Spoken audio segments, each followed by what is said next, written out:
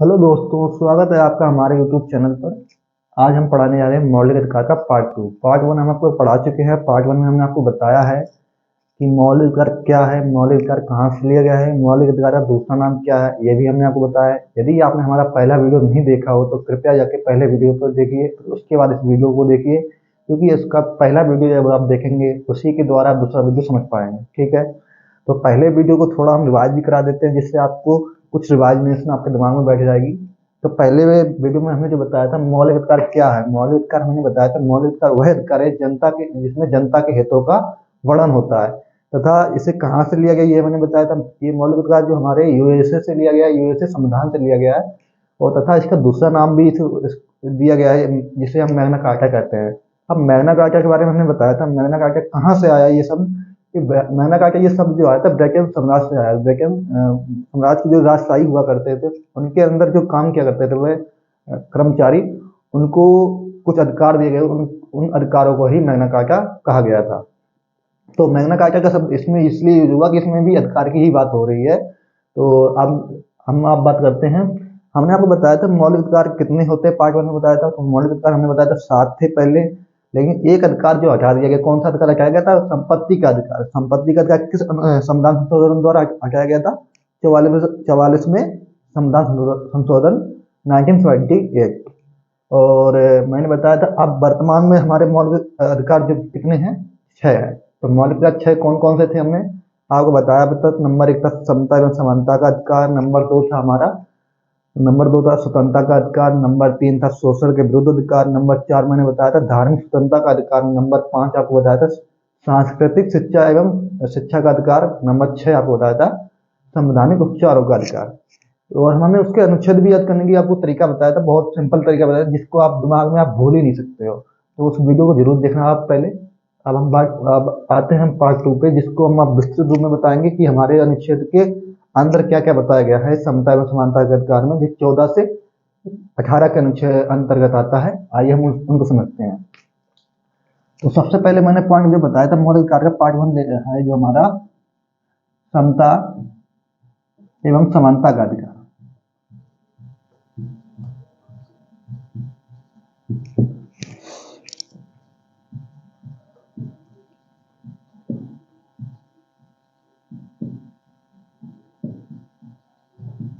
समानता एवं समानता का अधिकार। तो दोस्तों इसमें हमने आपको बताया था ये अनुच्छेद 14 से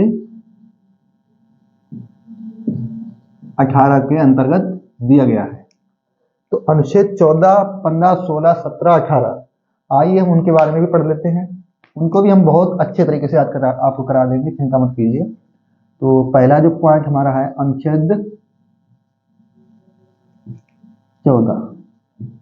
तो दोस्तों अनुच्छेद 14 में हमें क्या बताया गया? इसमें बताया कि ये विधि के समझ समानता होगी। कि विधि का मतलब समझते हैं, विधि का मतलब है कानून, कि कानून की नजरों में सभी लोग समान होंगे, चाहे वह राष्ट्रपति हो, चाहे प्रधानमंत्री हो, चाहे राष्ट्रपति, प्रधानमंत्री, चाहे मुख्यमंत्री, चाहे कोई भी पद ऐसा हो जिसमें बहुत ऊंचे पद पे बहुत ऊंची सीट पकड़ा हो, लेकिन उसको अगर कोई जुर्म करता है उसको भी समान सजा दी जाएगी, चाहे वह किसी भी पद पे हो। ठीक है, तो इसका मतलब है विधि की समझ समानता, सभी को समान नजरों से देखा जाएगा।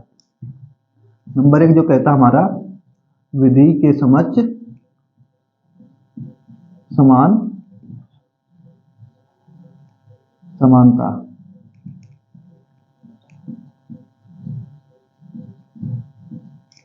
नंबर 2 अनुच्छेद 15। अनुच्छेद 15 में ये बताया कि धर्म, जाति, लिंग, स्थान आदि पर विभेद पर रोक होगी। क्योंकि धर्म जाति से आप समझते हैं कि काफी लोगों को पहले हमारी धारणा जो थी धर्म जाति से, हमें बहुत से लोगों को आलोचना दी जाती कि उनको विकास करने से रोका जाता था। ऐसा अब नहीं होगा, इस पे अब रोक लगा दी जाएगी, ये रोकने का अधिकार भी दिया गया हमारा। तो ये हमारा दूसरा जो 15 हमारा है, धर्म, जाति, लिंग आदि विभेद पर रोक होगी।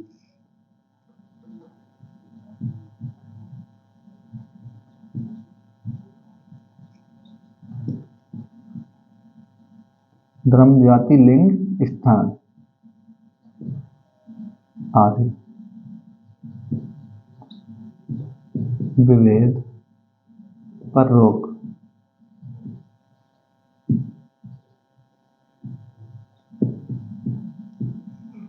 अनुच्छेद 16, अनुच्छेद 16 जो है लोक नियोजन पर समान अवसर।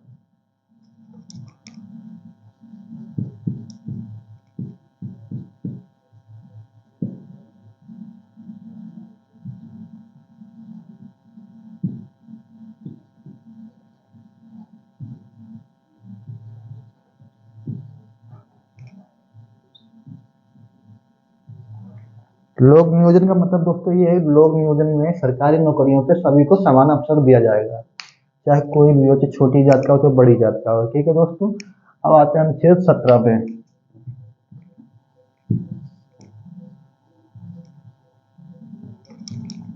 अनुच्छेद 17 जो है इसमें बताया गया छुआछूत के बारे में। अनुच्छेद 17 का मतलब है शत्रु से रिलेटेड है, हमारा शब्द अस्पृश्यता का अंत, अस्पृश्यता का अंत। अस्पृश्यता का मतलब होता है छुआछूत, छुआछूत का इसमें अंत किया गया है, इसका छुआछूत का अंत इसमें बताया गया है। ठीक है दोस्तों, अब आते हैं अगला अगला नंबर जो है अनुच्छेद 18। अनुच्छेद 18 जो उपाधियों का अंत।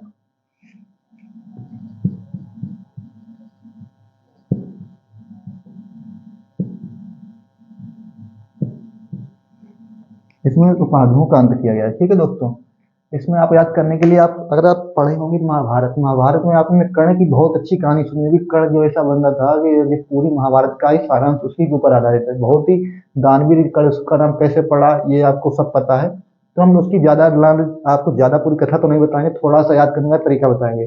जैसे कि आप जानते हैं कि हमारे कर्ण जो महाभारत में था, कर्ण महाभारत में जो उसको शिक्षा के लिए कितना रोक टोक लगी थी, क्योंकि वह था तो राजा, लेकिन वह एक उसकी माँ ने, कुंती माँ ने उसको पानी में, गंगा माँ में, समुद्र में, मतलब कि एक टोकरे में रख के उसको बहा दिया था। तो वह जो स्थान में पहुंचा था वो सबसे नीची जात थी, वो सूत पुत्र, सूत के यहाँ पे, जहाँ पे वो रथ से चलाते हैं ना सूत लोग, उनको सूत लोग कहा जाता है।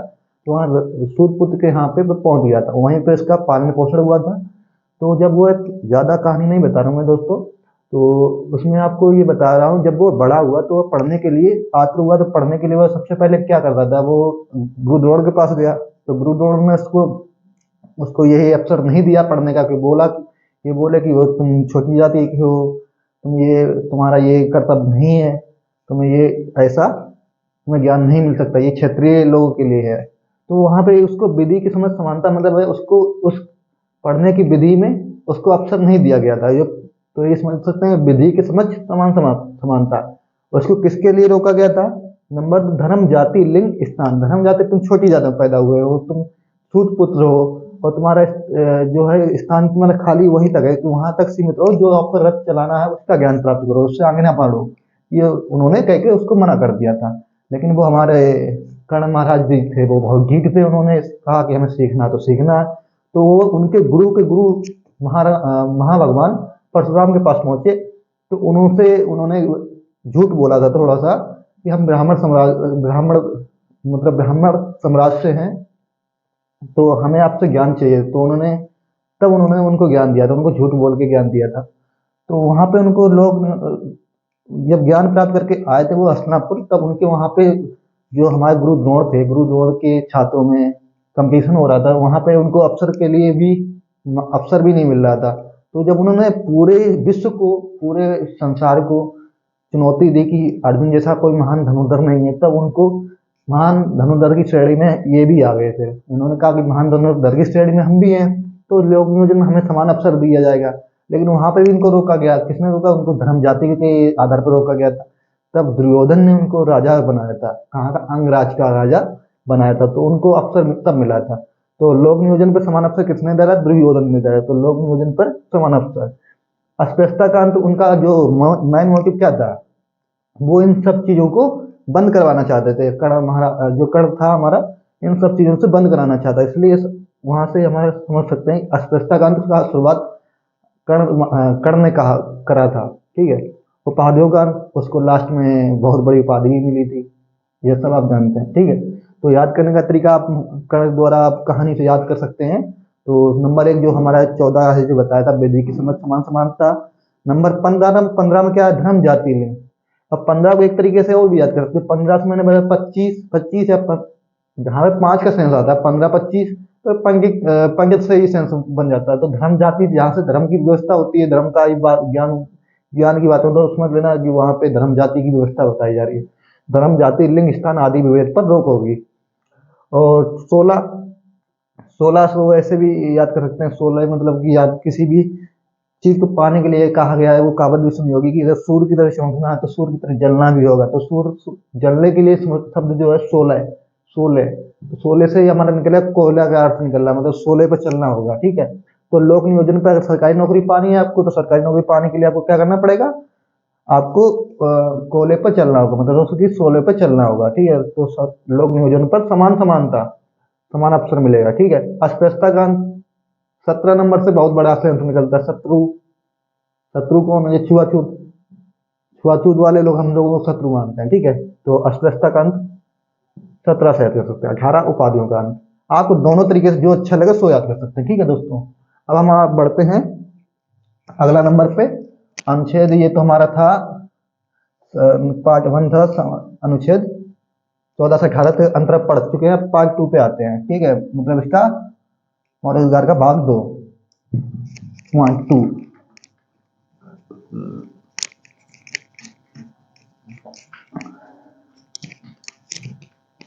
तो दोस्तों पॉइंट 2 पे हमने क्या बताया था आपको, स्वतंत्रता का अधिकार।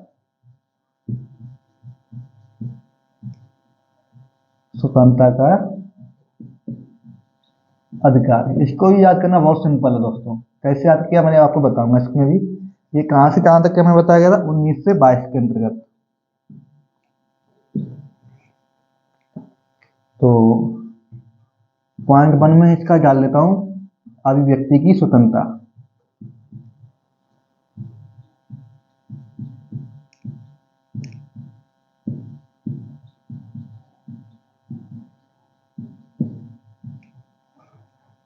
इसके दोस्तों कई पार्ट हैं, जिसमें इसके छह पार्टों में बांटा गया। 1 2 3 4 5 6। इसमें पहले पार्ट में इसका क्या कहा गया, पहले पार्ट में पहले बिंदु पे इसको बोलने की स्वतंत्रता दी गई है। नंबर 1, बोलने की स्वतंत्रता।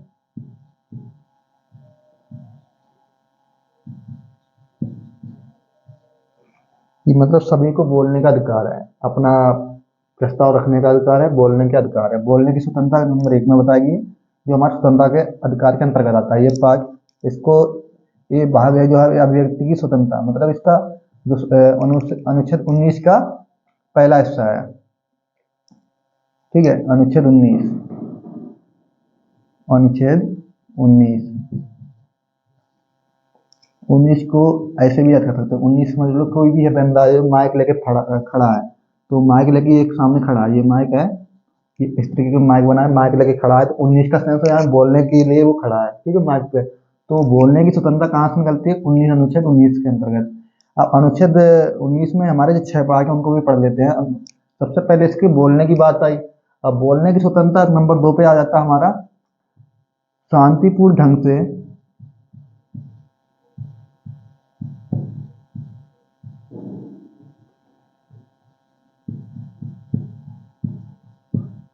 एकत्रित होने की स्वतंत्रता। पहले लिख देते हैं दोस्तों, फिर बताते हैं। एकत्रित होने की स्वतंत्रता।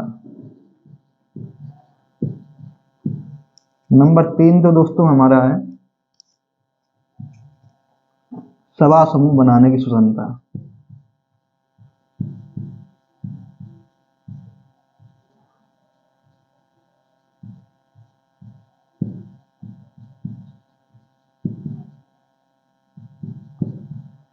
नंबर 4 जो है पूरे भारत में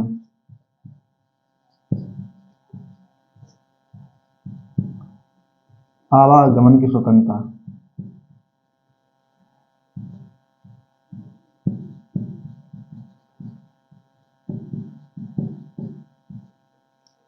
नंबर 5 जो है भारत में पूरे भारत में निवास करने की स्वतंत्रता।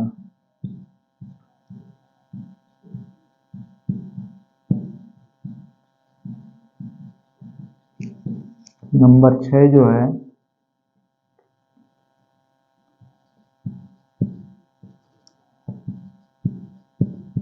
पूरे भारत में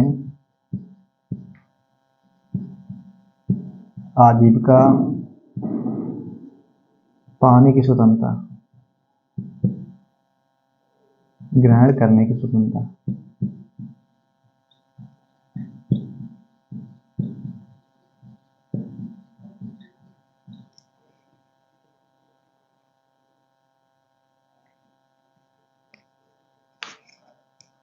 तो दोस्तों जैसे कि हमने इसके पार्ट 6 बताए, इसको मैंने याद कैसे किया आपको मैं बता देता हूँ। नंबर 1 में बताया गया बोलने की स्वतंत्रता है। नंबर 2 शांतिपूर्ण ढंग से एकत्रित होने की स्वतंत्रता। नंबर 3 जो हमारा है सभा समूह बनाने की स्वतंत्रता।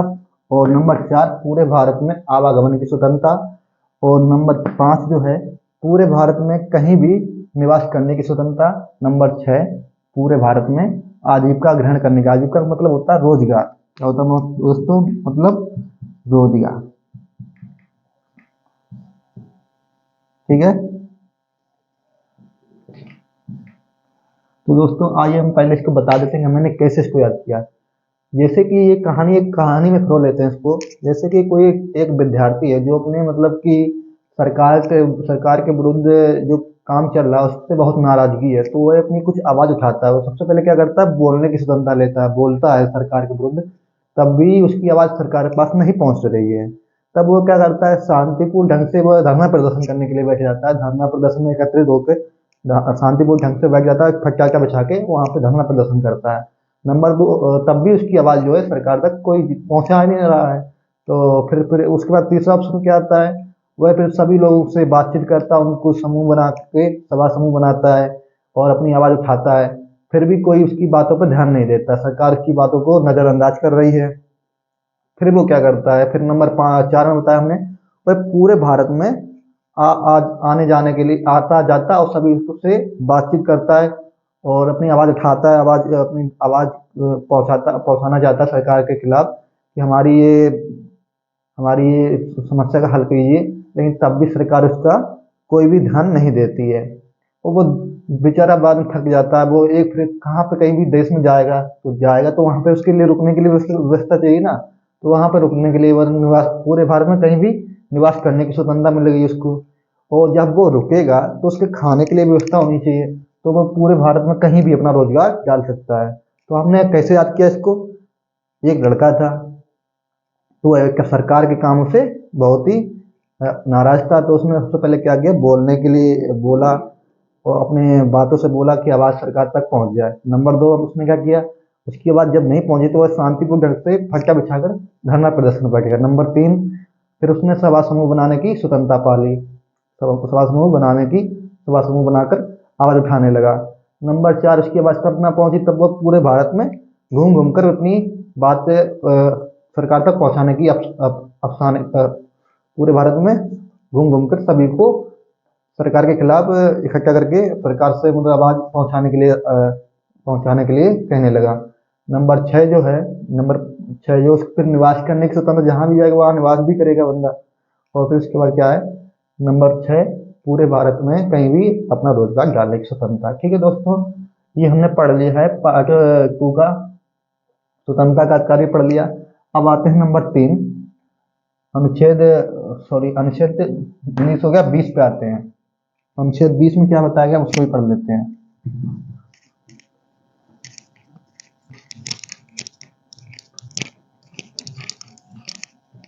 अनुच्छेद 20 जो हमारा है, अनुच्छेद 20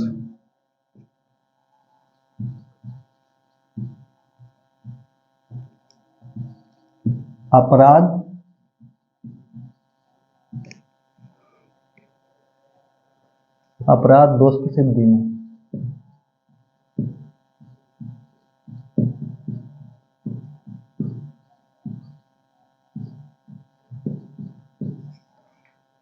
इसके भी भाई 3 पार्ट हैं, 1 2 3।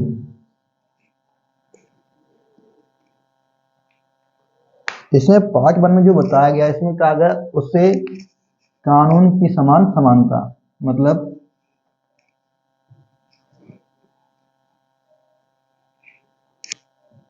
नंबर 1 जो बताया गया इसमें उससे उसी कानून के हिसाब से सजा मिलेगी, उससे उसी कानून की सजा दी जाए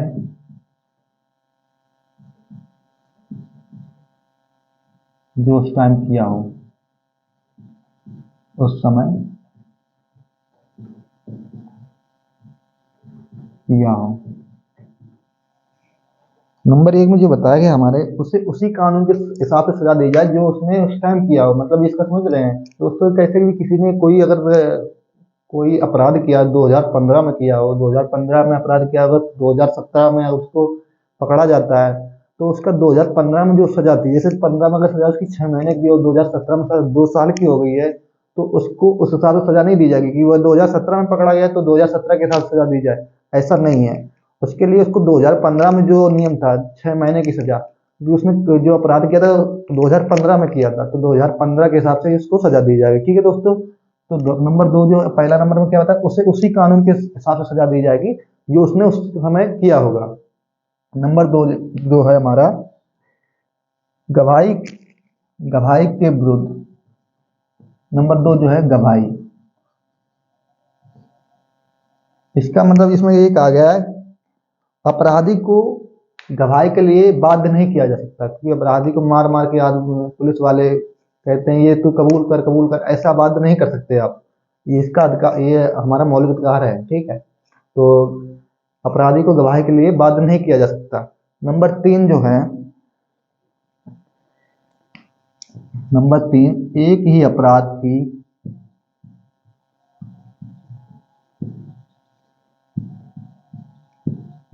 एक बार सजा।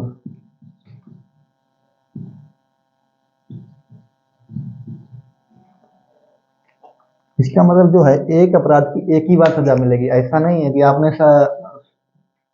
ऐसा कर दिया कि आपने कोई अपराध किया और उसकी सजा जो है बदलाव अगर हो गई है, कोई मतलब की सजा आपको, इसमें कहा गया कि आपको कि 2 साल की सजा है, उसके बाद आपको कहा गया कि आपका जो जब आज़ाद हो गए तब आपको फिर उसने पकड़ लिया और बोला कि तुमने ये अपराध पहले किया था, इसकी सजा अब बदल गई है, अब इसकी फांसी की सजा है, तो अब उसको फांसी दी जाएगी। ऐसा नहीं है, एक ही अपराध की एक ही बार एक ही सजा होगी, ये बार बार सजा नहीं दी जा सकती है। ठीक है, इसका मतलब ये कहता है नंबर 3 जो पॉइंट हमारा, एक ही अपराध की एक बार सजा मिलेगी। ठीक है दोस्तों, ये हमारा अनुच्छेद 20 तो था, इसमें 3 ही पॉइंट थे तो हमने आपको बता दिए। उससे उसी कानून के हिसाब से सजा दी जाएगी जो उस समय उसने किया है। नंबर 2 जो है गवाही, और नंबर 3 जो है गवाही के मतलब मैंने बताया था, उसे खुद की गवाही के लिए बाध्य नहीं किया, उसे उसे खुद की गवाही के लिए